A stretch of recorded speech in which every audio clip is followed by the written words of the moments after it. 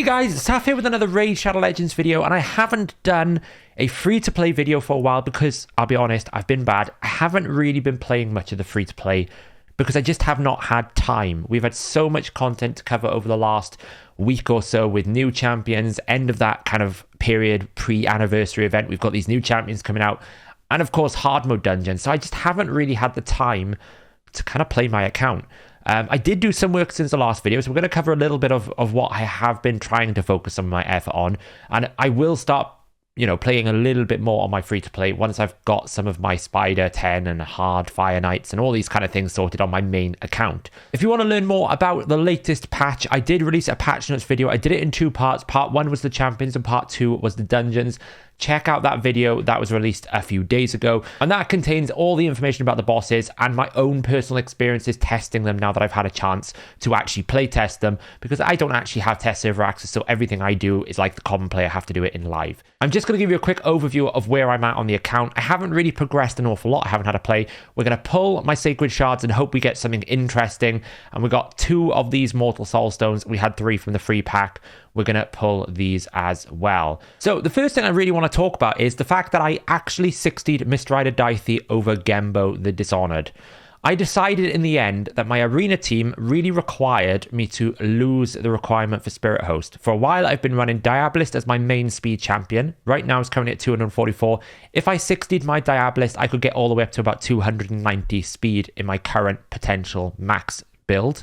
So there's potential to go super fast. That is like kind of insane. 290, I think, is faster than any of the free-to-plays. That would require me to put Diabolist up to 60 though, which I haven't done at the moment. So the real problem, I was running Diabolist, then I would run Deacon for the decreased defense, and then I had 2 spots, and I had to kind of run Spirit Host if I was running Kale, because he doesn't have enough damage to be able to kill the sort of enemies that I'm facing in Gold 2, Gold 3 arena. And it was a bit of a problem because effectively I'd have a bot in Spirit Host, I'd have a speed booster, and if I couldn't one-shot, it'd be quite difficult. I was going to swap Kale for Gembo. Gembo obviously has a lot of damage. You can see pretty interesting gloves there. He has got the ability to run 70% less crit rate, but he does have a better aura for the arena, and he does hit pretty hard.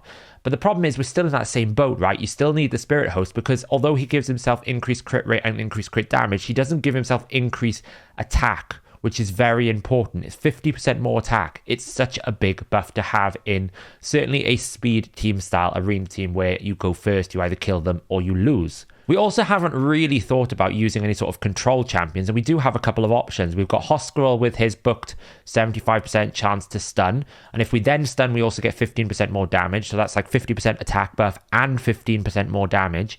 And also, if we choose to pick up a mastery for Mr. Dicey for Opportunist, then we'll also get another 12%. So we can convert that one stun into effectively 27% more damage, which is insane amount, especially when we book him here. We're going to get 20% more. You can see it really starts ramping up. I was thinking in the end that actually I'm going to use Mr. Dicey because he gives himself increased attack, and he also gives himself increased attack, gets an extra turn, and then we have a bonus extra turn here. Now, the only quirk about this ability is if he doesn't actually place any decreased defenses, then this doesn't actually give him an extra turn, which is a bit annoying. And it's only a 60, 70, 85% chance when it actually happens. But the idea is I've got him in Relentless, I've got him with this, and the idea is hopefully he'll recycle. But the other advantage that we have with going with a Mr. Dicey over a Gembo doesn't really do anything other than deal damage. Yes, he can deal with some of the quirks of the arena, such as Swift Parry, Leorius the Proud, but he needs an awful lot of books, and he doesn't really do anything else. Whereas Mr. Dicey can get away with less epic books overall, and also gives me a non-spirit decreased defense option. So if I'm trying to beat content, and Deacon is the wrong affinity, we have another option for an AoE decreased defense, and he is pretty good. It's a 100% chance, basically, to place a decreased defense on a target. So it's a pretty good champion ability. We also get an axe in all battles. So I made the decision to put Mr. Dicey, and then we've got an option for the 4th spot, which we can either go for Hoscarol, or we can go for an Umbral, or we can just bring someone like a Rhonda to deal with Ultimate Death Knight, or we can just bring in more damage like we could bring in Gembo with it, we could bring in maybe Kale to back it up, or we could bring in someone like Sir Artemage, who actually hits really hard on this A3, he hits really hard in this A3 and then he gives himself increased attack. So we have some follow-up. We don't get an extra turn with this ability, but it can do a significant amount of damage if we want to use him. And his A1 is also, again, like whenever you're 60 in champions this early on, I don't have an awful lot of 60s. I've got 6 here. You're always looking at what else can they do. And this ability on an A1 is like an absolute god tier ability for bosses. You get decreased defense and decreased speed. You know, the only thing you need is decreased attack. It's very, very good. The first hit has a 50% chance. The second hit has a 50% chance. You get those debuffs out on an A1. It's pretty good. So we've got flexible options there. I have got Altern of the Shell, and I'll be honest, I still haven't figured out where to use him. He is 100% sleep, but when I've got Provoke that it's 100% when it's booked with Umbral, and I've got a 75% chance stun on a 3-turn cooldown, a 5-turn cooldown requiring legendary books is a bit of an issue. We don't have the Uella to pair him with, so he still needs accuracy. And this ability here is actually quite poor if you don't have debuffs.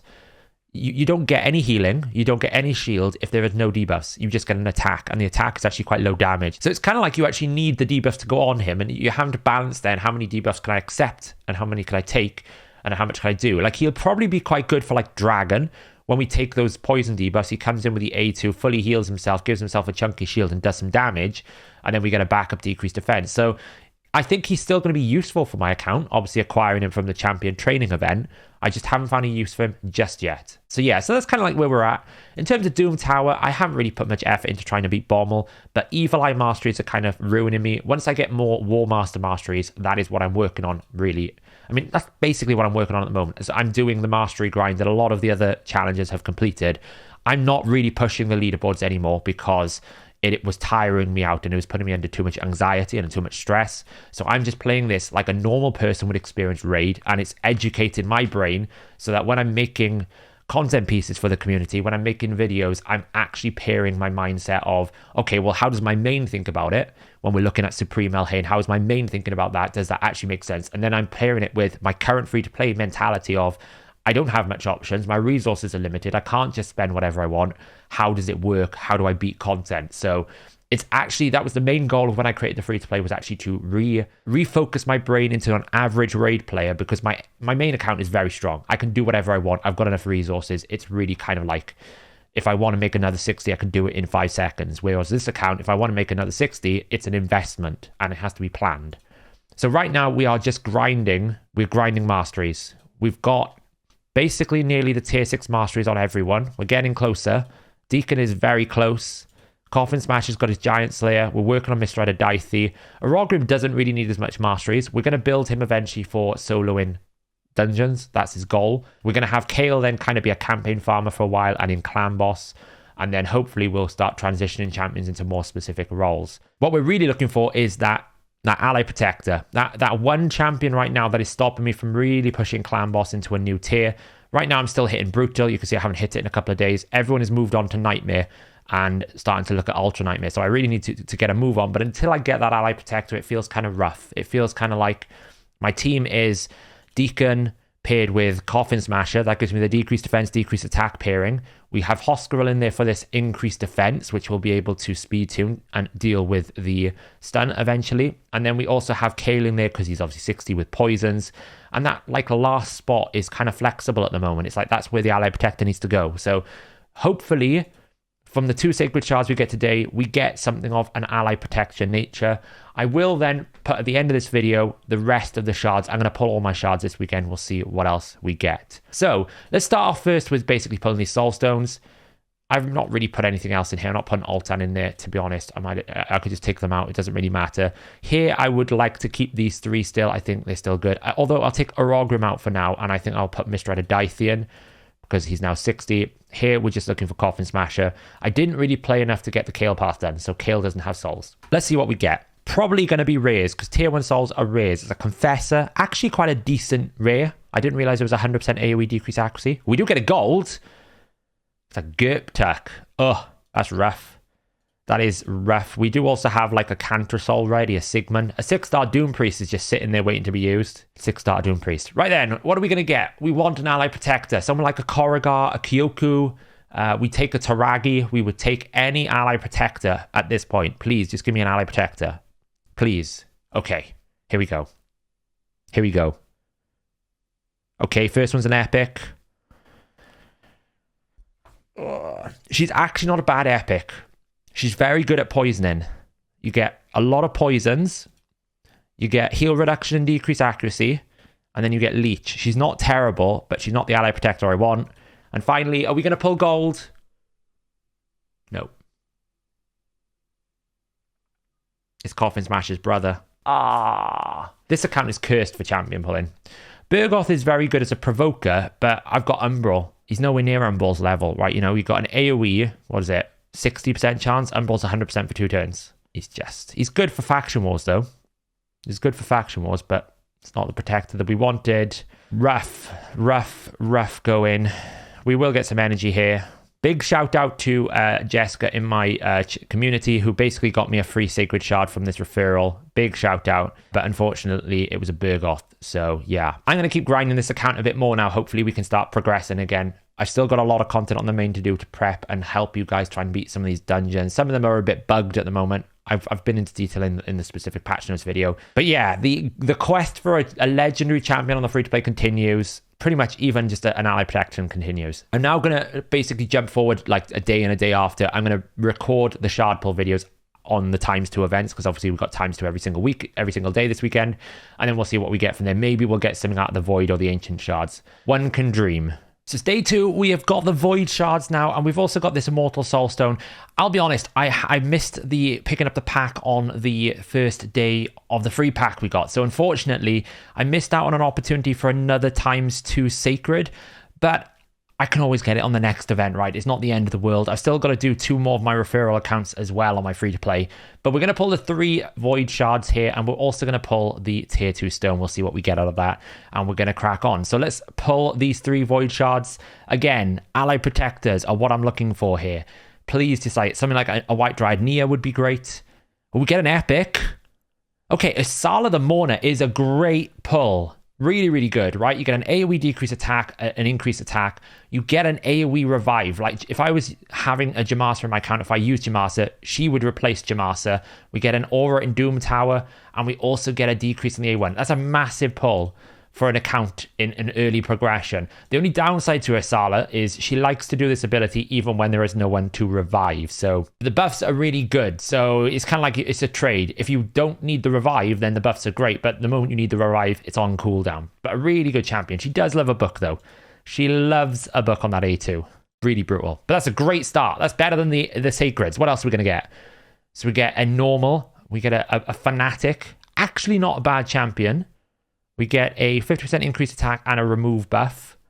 And I think it's a transfer and a debuff. Not a terrible champion. But they could be better, right? What else are we going to get? A Cold Heart. Give me a Cold Heart. Oh, no, it's a Bulwark. Bulwark is amazing, though. I used Bulwark on my main account for this passive. He has a chance to extend durations. When I was running a budget unkillable with Kreela, Bulwark was in my team to begin with. You get a HP burn. You get a weakened chance, and you also get this 30% chance to extend debuffs when they attack you. It's actually a solid budget option if you don't have a very strong team. He's a really great champion. Okay, so not bad. Asala the Mourner. I'll take Asala the Mourner. There could be worse options here. Let's pull the Immortal Soulstone. What else are we going to get here? Anything interesting? We get an Epic. And we get a 3-star Morag. Morag is one of those new champions. The only problem is I don't have a Morag. But hey, we'll take a 3-star. We're still sitting on that 6-star Doom Priest if we ever get a Doom Priest. We'll see what happens. But yeah, that is we've basically pulled for that. We're still on the monthly. There's no other places we can really get a Void Shard right now, from my understanding. We will get some Champion Chase points, which is great. We pick up another Tier 1 Soulstone. So we might as well open that one and see what we get. We're not really doing the fusion on the free-to-play. We're not in a position to do it. And to be honest, I don't really need it on the free-to-play. So it's not an essential. We do get an Epic. It's a Ripper. Nobody wants a Ripper. Awful. But there you go. We got an Asala the Mourner. I'm actually quite happy with that. That's an interesting option. She kind of replaces Jamasa in a lot of content just because of her ability. As I said, the only downside, she needs a heck of a lot of books. Like, you really kind of want to RNG just to that one. But it doesn't it would be good to book this. It becomes 100% decreased attack on a 3-turn cooldown, but that's a hell of a lot of epic books. These kind of books, we could easily just have a 10 and a 15. We could go 10, 10, 10, 15. We don't need all of these books. Like, come on, Playroom. That's terrible. But I will be back tomorrow now. We'll be pulling the rest of the Ancients, and then I'm going to release this video. It's kind of like a 3-day video in one. It's all going to come out on the same day. I'm not going to release these in separate videos, but we'll see what we get on the Ancients. We're still looking for that Ally Protector. Fingers crossed. And for the final part of this summoning disappointment, hopefully we get something good out of here. We're still after an Ally Protector. We've got 11 Ancient Shards. The ×2 is on. If we get other champions as well, it's not necessarily a terrible thing. You know, this is a free-to-play account. Any epic, technically, could be really good. But we would really just love an Ally Protector. What are we going to get? Not a great start. So far, all rares. We've already got a Shadowbow Tirlac. Oh, this account. It's cursed. It's actually cursed. Not a single epic. Okay, the odds are not, like, guaranteed. You get an epic out of a ×10, out of a temple. But still... Shadowbow Tirlac, I've already got one of those. Anything useful here? Risk Arm was one of those recently added champions. What does he do? Counterattack, stun. It's not that good. Oh, wait, Myrmidon. Myrmidon is an Ally Protector.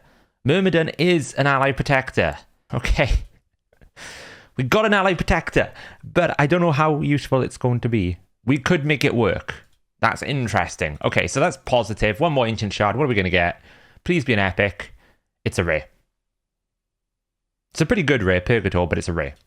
Okay, so we do have an Ally Protector. We might have to go down the route of making Myrmidon a champion because this account is just cursed. We still haven't pulled gold. Out of all the different things in the world, we still have not pulled gold. Oh, we can get one more from the daily. Let's just do the daily quickly and we will pull the last Ancient there. Okay, so we have one more opportunity to get a legendary. Please, this account cannot be cursed. Don't put me in the Hellhades tier. It's cursed. Okay, so we're probably going to be 60 in Myrmidon then for an Ally Protector because that is just horrific. Literally 14, or is it 13 or 12 Ancients and 12, 13 rares. But hey, this can work. It can work. We get an Ally Protection on all allies for 2 turns on a 4-turn cooldown. So it's a bit awkward that it's a 4-turn cooldown. We'll have to do some sort of 4-3... 4-1 trickery or a 4-3 trickery to basically make sure he's going 4 times in the time it takes to go 3 times. I'm not entirely sure we can speed tune it, but at least we have a champion that can at least do ally protection that we can probably look to put into clan boss. He needs an insane amount of books for everything else, but we do need these books. So, you know, it's a clan versus clan on Tuesday. Hopefully I'll be into the free to play a little bit more, but obviously it's also personal, so my main account is going to be pretty crazy at the same time.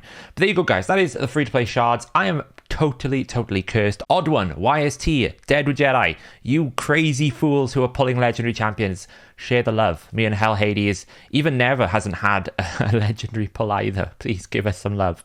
But until the next free to play episode, guys, I'll catch you in the next video.